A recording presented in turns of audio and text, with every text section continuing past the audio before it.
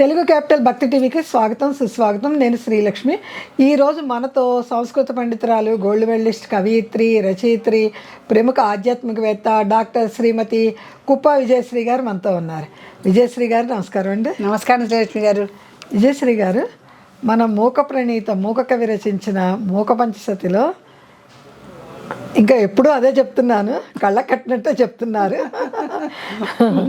ఈరోజు అమ్మవారు ఆ కంపా నది ఒడ్డున ఎలా విహరిస్తుంది, మూక కవి కళ్ళకి ఎలా కనపడింది, ఆయన ఎలా వాక్ రూపంలో మనకు అందించారు, మీ వాక్ రూపంలో మాకు అందించారు. తప్పకుండానండి.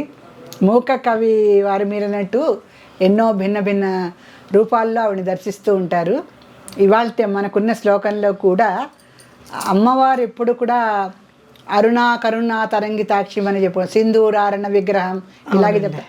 సింధూరము అరుణము కలిపినటువంటి విగ్రహమే అమ్మవారు అయినప్పుడు ఆ ఎరుపులో అమ్మవారిని ఎలా ధ్యానించాలి అని చెప్తూ ఆ మూక కవి వారు మనకి ఇక్కడ 44వ శ్లోకంలో మనకి అమ్మవారిని ఎటువంటి ఎరుపు వర్ణంలో ఆయన దర్శించగలిగారో మనకు చెప్తున్నారు అనమాట. అంటే ఎరుపు వర్ణంలో కూడా అనేక వర్ణాలు ఉన్నాయండి. అనేక రంగులతో కలిసినప్పుడు ఒక్కొక్క వర్ణం వస్తుందంటారా? మీరు చాలా మంచి పెద్ద ప్రశ్న అడిగారు. ఇంకొక ఎపిసోడ్ చేయాల్సినంత పెద్ద ప్రశ్న శ్రీలక్ష్మి గారు. అమ్మవారు మీ చేత పెద్ద పెద్ద ప్రశ్నలు వేస్తూ ఉన్నారు. ఇది అమ్మవారికి ఒక నామం ఉందండి, నిజారుణ ప్రభాపూర మధ్య బ్రహ్మాండ మండల. బ్రహ్మాండ మండలాన్ని ఆవిడ ఎరుపుతో కప్పివేసింది. నిజారుణ ప్రభాపూర మధ్య బ్రహ్మాండ మండల. ఈ నామం ప్రకారం చూస్తే, ఇది లలితాదాస నామంది. ఈ నామం ప్రకారం చూస్తే ఆవిడ తన నిజ అరుణ కాంతులతో బ్రహ్మాండ మండలాన్నంతా కప్పివేసింది. నిజారుణ ప్రభాపుర, దాని యొక్క ప్రభావం అంతుంది. అటువంటి ఎరుపు కాంతులతో బ్రహ్మాండం అంతా కప్పేసిందంటే బ్రహ్మాండంలో సూర్యాస్తమయము సూర్యోదయము ఉంటుంది. సంధ్యా సమయం అంటే త్రికాల సంధ్యలు ఉంటాయి, అపరాహ్న వేళ కూడా ఉంటుంది ప్రకృతిలో. ఇది కాక ప్రకృతిలో సహజమైనటువంటి ఎరుపు వర్ణాలు కలిగినవి అనేకం మన సృష్టిలో ఉన్నాయి. ఈ ఎరుపు వర్ణాల్లో ఎన్ని ఛాయలు ఉన్నాయో, ఎన్ని అంతర్దశలు ఉన్నాయో అన్నిట్లోనూ అమ్మవారు ఉంది. అవును, సూర్యోదయం చూడండి, అదొక విధమైన అందమైన ఎరుపు. అసలు ఎప్పటికప్పుడు సూర్యుడు మారుతూ ఉంటే ఒక ఎరుపులోనే ఎన్నో వర్ణాలతో కనపడుతూ ఉంటారు. మీరన్నట్టు సూర్యోదయానికి ఉండే ఎరుపుకి సూర్యాస్తమయానికి ఉండే ఎరుపు అదే సూర్యుడు, మళ్ళీ అదే తేడా ఉంటుంది. ఉదయించే సూర్యుడు, ఉదయించిన తర్వాత సూర్యుడు ఎరుపు కూడా తెలుస్తుంది. ఆ క్షణక్షణం మారిపోతూ ఉంటుంది. అంటే పగటి వెలుగులో ఉన్నటువంటి ఎరుపు వేరు, సాయం సంధ్యలో ఉన్నటువంటి ఎరుపు వేరు. ఇప్పుడు ఒకే ఎర్రటి పదార్థాన్ని మనం సాయంత్రం లైట్ వేసి చూపిస్తే వేరు, పగలు లైట్లో చూపించింది వేరు. అది డే లైట్ వేరు.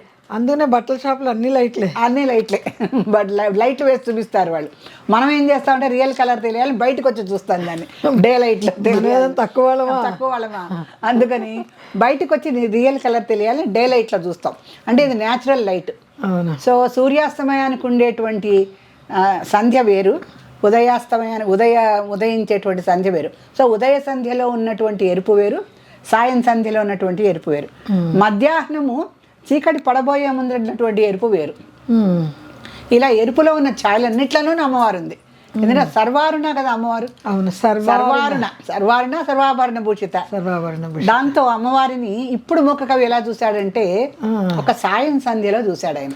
సాయం సంధ్యలో చూశాడు. ఎందుకు సాయం సంధ్యలో చూశాడో కవి కదండి, తను ఎందుకు సాయం సంధ్యలోనే చూస్తాడు, ఉదయంలో కూడా చూడొచ్చు కదా అంటే కవి హృదయంతో ఎలా చెప్తున్నాడంటే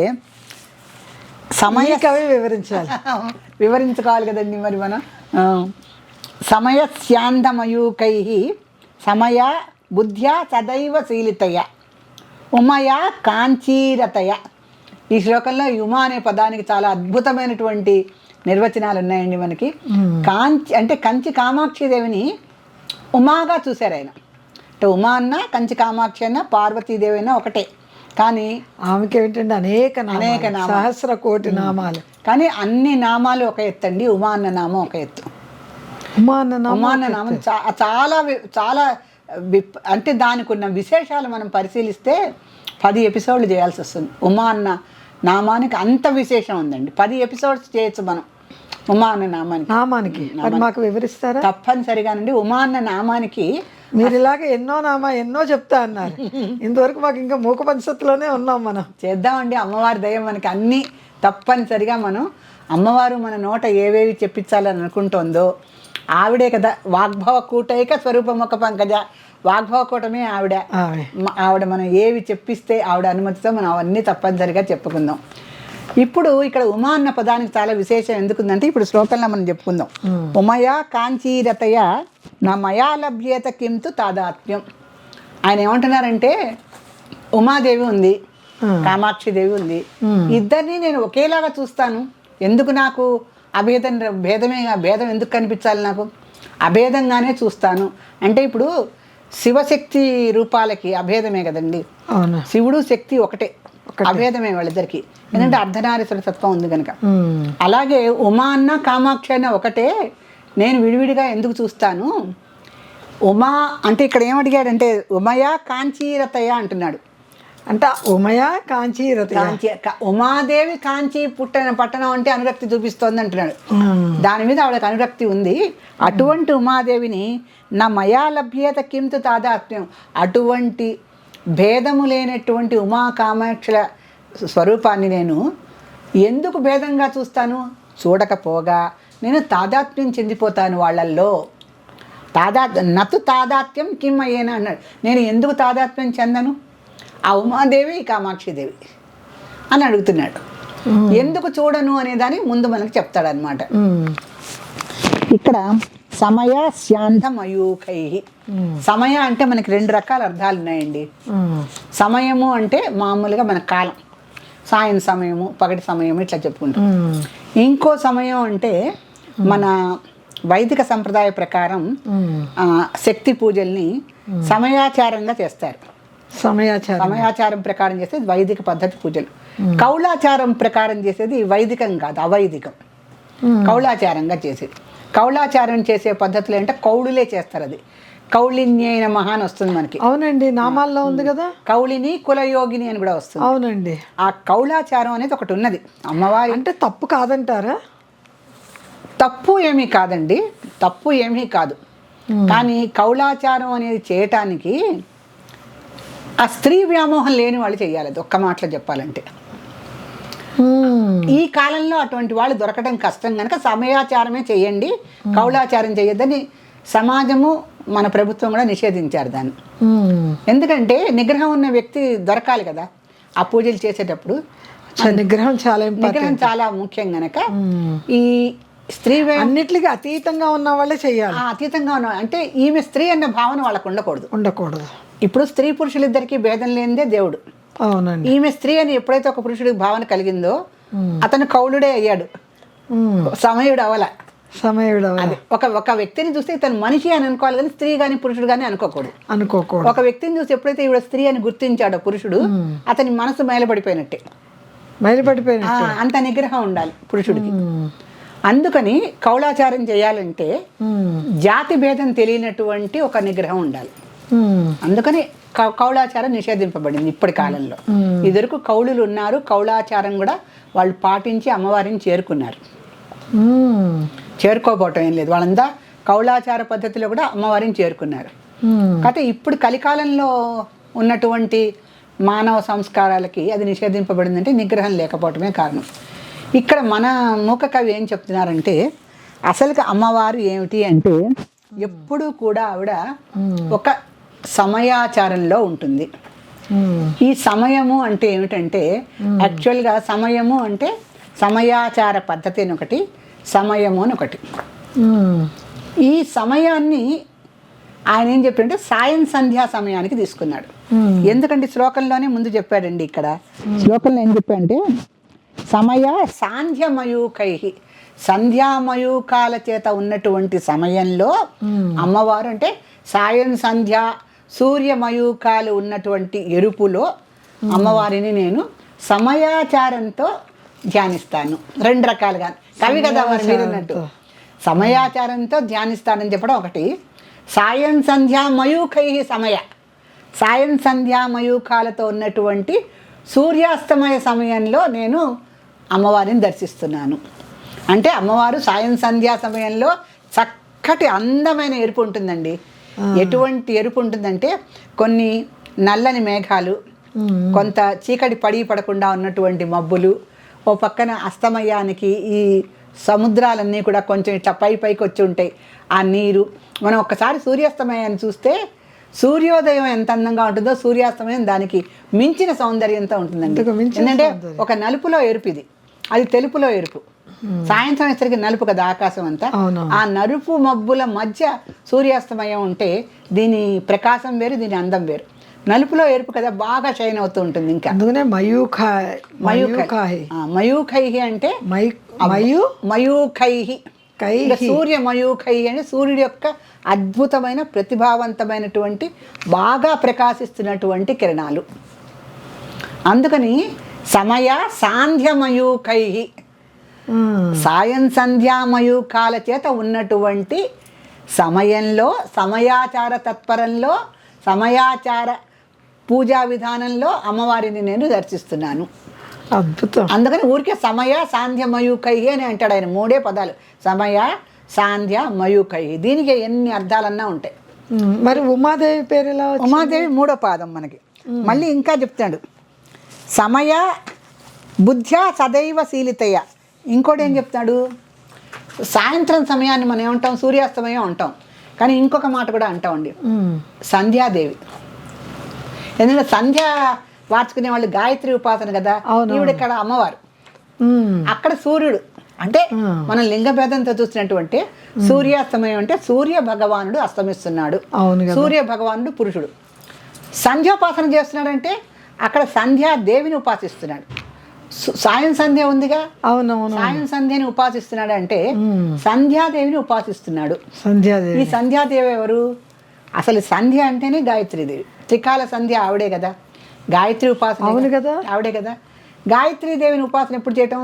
మొట్టమొదటిసారి ఉపనయనం చేసినప్పుడు చేస్తారు. గాయత్రి మంత్రం కూడా ఇస్తారు. ఆ గాయత్రి మంత్ర సహితంగా వీళ్ళు ఉపాసనది ఇచ్చి వీళ్ళకి ఉపదేశం చేస్తాడు తండ్రి. ఆ గాయత్రి మంత్రంతో చేసేటువంటి సాయం సంధ్య ఉపాసనలో ఆ సమయాదేవిని కూడా అమ్మవారిలో చూశాడు ఆయన. ఆ సమయాదేవిని కూడా చూశాడు. అందుకని ఇక్కడ సమయాన్ని ఒకసారి చెప్తేనేమో సూర్యాస్తమయము, సమయాదేవి అంటే సాయం సంధ్యాదేవి, సాయం సంధ్యాదేవి రూపంలో ఉన్నటువంటి గాయత్రీదేవిని. ఇక్కడ ఏం చేస్తాడు, ఇప్పుడు ముందు సమయాదేవిని చూశాడు, ఆవిడ సూర్య మయూఖైహి అంటే సాయం సంధ్యా మయూఖైహి అని చెప్పాడు. ఎర్రని ఎరుపులో సమయాచార పద్ధతిలో అమ్మవారిని మూక కవి దర్శించాడు. రెండోసారి ఏం చేశాడు ఆయన, అలా కాదు సమయాదేవిని చూశాను అంటున్నాడు. అంటే సమయాదేవి ఎవరయ్యా అంటే ఇక్కడ చెప్తున్నాడు కదా స్పష్టంగా, సమయ బుద్ధ్యా సదైవ తీలితయ. సమయా బుద్ధి అంటే ఈవిడ సాయం సంధ్యాదేవి అనే బుద్ధితో ఒకసారి చూశాడు. అంటే అమ్మవారు స్త్రీ రూపంలోనే మనం చెప్పుకుంటాం కదా. అసలు నిజానికండి మనం ఉన్న విషయం శక్తి సాహిత్య ప్రకారం చెప్పుకోవాలంటే పురుషుడు అనేవాడు సృష్టిలో ప్రత్యేకంగా లేడు, స్త్రీలో అంతర్భాగమే. అంతర్భాగం ఉంటారు.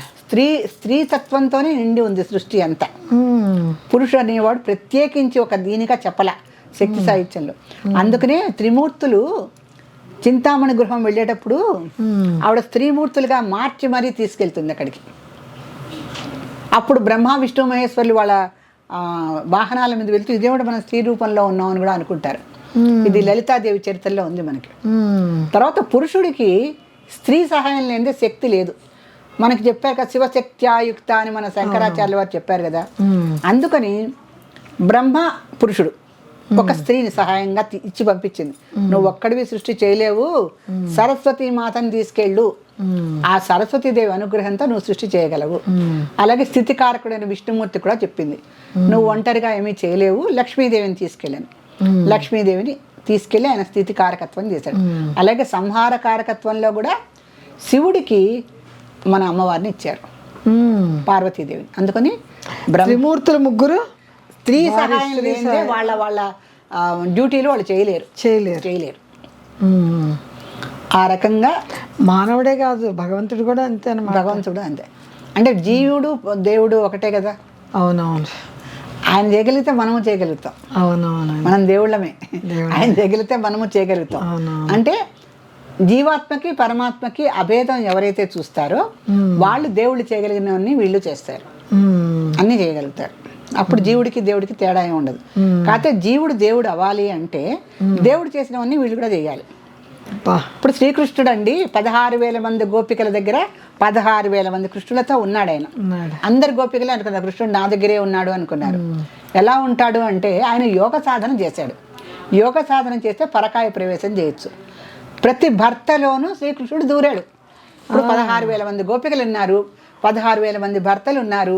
16,000 మంది భర్తల్లోనూ పరకాయ ప్రవేశం చేసి శ్రీకృష్ణుడు తానే శ్రీకృష్ణుడిగా వచ్చాడు.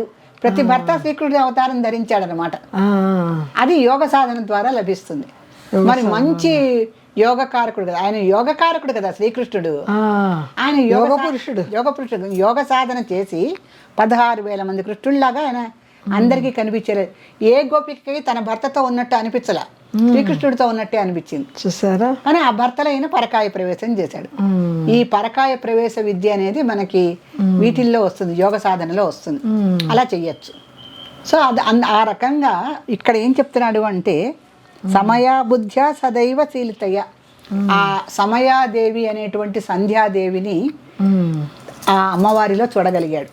సాయం సమయాదేవిని అంటే సూర్యాస్తమయంలో ఏదైనా అంటే తదాస్తు దేవతలు ఉన్నారు అనకండి అంటారు, శుభమైన వాక్యాలే పలకమంటారు. ఎందుకంటే అది సంధ్యాదేవత ఉపాసింపబడే కాలం గనక చాలా శక్తివంతమైన కాలం అది. ఆ రకంగా ఉంటుంది. దాని తర్వాత ఇప్పుడు మనకి ముఖ్యమైన పాయింట్ ఇప్పుడు వస్తుంది. ఉమాదేవి ఉమయా కాంచీరతయ నా మయా లభ్యేత కింతు తాదాత్మ్యం. ఈ కాంచీపురంలో ఉన్న కామాక్షిదేవి ఉమా భేదం లేని వాళ్ళు ఇద్దరు ఒకటే. అటువంటి అమ్మవారిని నేను ఎందుకు చూసి తాదాత్మ్యం, ఈ ఉమాదేవి ఆ కాంచీదేవి ఆ కాంచీపుర కామాక్షిదేవి అని నేను ఎందుకు అనుకోకూడదు? అలా భేదం లేనటువంటి ఉమా కాంచీపుర కామాక్షులలో అంటే కామాక్షిదేవికి ఉమాదేవికి ఏమీ తేడా లేదు అనేటువంటి తాదాత్మ్యంలో నేను అమ్మవారిని దర్శిస్తున్నాను అని చెప్తున్నాడు. అంటే ఈ ఉమాదేవికి ఇంత శక్తి ఎట్లా వచ్చింది? కంచి కామాక్షి దేవిలాగా. ఉమా అంటే పార్వతి అంటే శివుడి యొక్క భార్య, శివుడి యొక్క భార్యగా చెప్తాం కదా. అలా వందే శంభు ఉమాపతిం సురగురుం వందే పశూనాం పతిం మనకి శ్లోకం కూడా ఉంది కదా. వందే శంభు ఉమాపతిం అని అంటున్నాం శివుణ్ణి. ఆ ఉమా శంభుపతిగానే చెప్తున్నాం అక్కడ. కానీ ఇక్కడ కామాక్షిదేవిగా ఇంత శక్తిపీఠం ఉంది కదా. మరి కంచి కామకోటి పీఠానికి ప్రతిష్టాత్మరాలైనటువంటి కామాక్షిదేవిని ఉమాదేవిలో చూస్తున్నాడు. అంటే ఉమకి కంచి కామాక్షిదేవికి ఏమీ భేదం లేదని చెప్తున్నాడు. నేను అలా చూస్తున్నాను అన్నాడు. ఎందుకయ్యా ఈ ఉమాదేవికి ఇంత గొప్పది అంటే ఈ ఉమాదేవి శివుడి కోసం అపర్ణ అవతారం కూడా దలిచింది. అంటే ఒక పర్ణం కూడా తినకుండా, ఆకులు అలములు కూడా తినకుండా ఈవిడ తపస్సు చేసింది శివుడి గురించి. అలా చేసినప్పుడు ఈవిడని వాళ్ళ తల్లి వచ్చిందట. ఊ అంటే రకరకాల అర్థాలు ఉన్నాయండి ఇక్కడ. ఓ ఆ తల్లి వచ్చి చెప్పింది. అంటే ఎవరు? పార్వతీదేవి తల్లి వచ్చి ఊ మా అని చెప్పింది. ఊ అంటే ఒక చోట అమ్మాయి అని, ఓ అమ్మాయి నువ్వు మా తపస్సు చేయకయా. ఎందుకంటే ఏమి అంటే నిరాహారంగా ఒక నీరు తాగకుండా ఆహారం తినకుండా తపస్సు చేస్తుంటే తల్లికి బాధే కదా. అవును కదా. కూతురు అలా ఎండిపోయి పాపం అంటే శరీరం అంతా శుష్కవంతం అయిపోయింది పార్వతీదేవికి. అయినప్పటికీ ఆవిడ శివుడి గురించి తపస్సు మానలేదు. ఆవిడ ఊ మా అని చెప్పింటేవిడు అంటే తల్లి నువ్వు ఇంకా తపస్సుకు వెళ్ళొద్దు, తపస్సు చెయ్యొద్దు అని చెప్పిండ. అక్కడ ఉమా అనే అక్షరం చాలా శక్తివంతమైంది. ఊ మా అని ఉంది కదా. అంటే ఇక్కడ మా అంటే కాంతి, మా అంటే కాంతి, ఊ అంటే శివుడు. ఊ అంటే శివుడు. రకరకాల అర్థాలు కవిత్వంలో ఇక మనకి తవ్విన కొద్దీ వజ్రాలు వస్తూనే ఉంటాయి. ఊ అంటే శివుడు, మా అంటే కాంతి. కాంతి ఊ మా అంటే ఆవిడ తల్లి గనక ఆవిడ ఉమా నువ్వు తపస్సుకు పోకమ్మా అని చెప్పింది కూతురికి. మరి శివభక్తులు ఏం చెప్తారు? ఊ మా అంటారు. అంటే ఉమా నువ్వు ఎవరివో కాదు, మా శివుడి కాంతివే అని చెప్తున్నారు శివభక్తులు. ఊ అంటే శివుడు, మా అంటే కాంతి. అంటే శివకాంతి ఎవరయ్యా అంటే ఉమే. ఉమే ఊ మా అంటే శివకాంతి అని అర్థం. ఇంకొక అర్థం ఉంది. ఊ అంటే మామూలుగా ఎప్పుడు శివుడే, మా అంటే మాయ. మాయ మాయ శివమాయ. శివమాయ. ఉమా అంటే ఎవరో కాదుగా, శివుణ్ణే మాయలో పడేసిందిగా మరి. అవును కదా. అందుకని శివమాయ. మన్మధుడి చేత బాణం వేయించినందుకు. అంటే అసలు స్థాయిలో తపస్సు. అంటే శివుడు. శివుడు అంటే ఒక్కొక్క అక్షరానికి ఒక్కొక్క త్రిమూర్తులకి ఇచ్చారు. అందుకని క అంటే బ్రహ్మ, కా అంటే బ్రహ్మ, ఊ అంటే మాత్రం శివుడు. అలా ఒక్కొక్క అక్షరానికి ఒక్కొక్క దేవతని. అంటే ఈ అక్షరాలకు ఉన్నటువంటి శబ్దాలను బట్టి, ఆ శబ్ద తరంగాలను బట్టి ఆ దేవత ప్రత్యక్షం అవుతుంది మనకి. ఇప్పుడు శ్రీమాత్రే నమః అని మీరు 1000 సార్లు అనండి, అక్కడ శ్రీచక్రం తయారవుతూ ఉంటుంది. మీరు జపం చేయండి. లలితా సహస్రం మధ్యలో ఎందుకు ఆపకూడదు? లలితా సహస్రం మనం చదువుతుంటే అక్కడ శ్రీచక్రం ఫామ్ అవుతూ ఉంటుంది, మధ్యలో ఆపకూడదు. మరి ఆపి ఏ పని మనిషి వచ్చిందని వెళ్తే ఆ శ్రీచక్రం మధ్యలో ఆగిపోతుంది. అదంతా మరి తప్పే కదా, చేయకూడదు అమ్మవారి విషయాల్లో. అందుకని శ్రీచక్రం ఎప్పుడైతే మనం లలితా సహస్రనామాలు 1000 నామాలు చదువుతున్నామో అది శ్రీచక్రం యొక్క నిర్మాణానికి మనం సహాయపడుతున్నట్టే.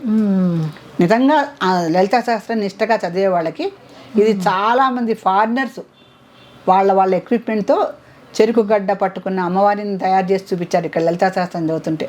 కొంతమంది అయితే శుభ్రంగా ఇక్కడ ఇది చదువుతుంటే అక్కడ శ్రీచక్రం తయారైంది కూడా చూపించారు. ఇక్కడ చదువుతుంటే శ్రీచక్రం. ఖడ్గమాల పారాయణ చేసిన మనకి అణిమా సిద్ధిలో ప్రథమ ఆవరణం, అక్కడి నుంచి చివరి ఆవరణ వరకు 9 ఆవరణలు వస్తాయి. ఖడ్గమాల పారాయణ మనం ఎప్పుడైతే చేస్తామో అక్కడ నవావరణ చక్రం తయారవుతూ ఉంటుంది. అందుకనే ఎప్పుడు మాలా మంత్రాలు అంటారు వీటిని. మధ్యలో మనం ఆ మాలని తుంచకూడదు, పూర్తి చేయాలి మాలా మంత్రాలు కనుక, మధ్యలో ఆపకూడదు ఎక్కడాను. సో ఆ రకంగా ఇక్కడ కూడా ఏంటంటే ఇప్పుడు ఊ అంటే శివుడికి వచ్చినటువంటి అక్షరం, కా అంటే బ్రహ్మ కనుక, ఊ అంటే శివుడు కనుక, శివుడు ఊ మా అంటే ఒకటేమో మాయ చెప్పుకున్నాం, ఒకటేమో కాంతి చెప్పుకున్నాం. ఒకటి ఉమా అంటే శివకాంతి, ఒకటి ఉమా అంటే శివుడి యొక్క మాయ. మాయ. ఇంకొకటి ఉన్నది ఊ అంటే అంటే పరమాత్మ, మా అంటే జీవాత్మ. ఊ అంటే పరమాత్మ ఎట్లా అవుద్ది? శివుడు కదా మరి, పరమాత్మ స్వరూపంగా ఆయన మామూలు వాడు ఎందుకు అవుతాడు? ఊ అంటే శివుడు పరమాత్ముడే కదా మరి. సృష్టి స్థితి సంహారాలని అవలీలగా చేయగలిగిన వాడు శివుడు. అందుకని ఊ అంటే పరమాత్మ స్వరూపము, మా అంటే జీవాత్మ స్వరూపము, ఉమా అంటే జీవాత్మ పరమాత్మల యొక్క కలయిక.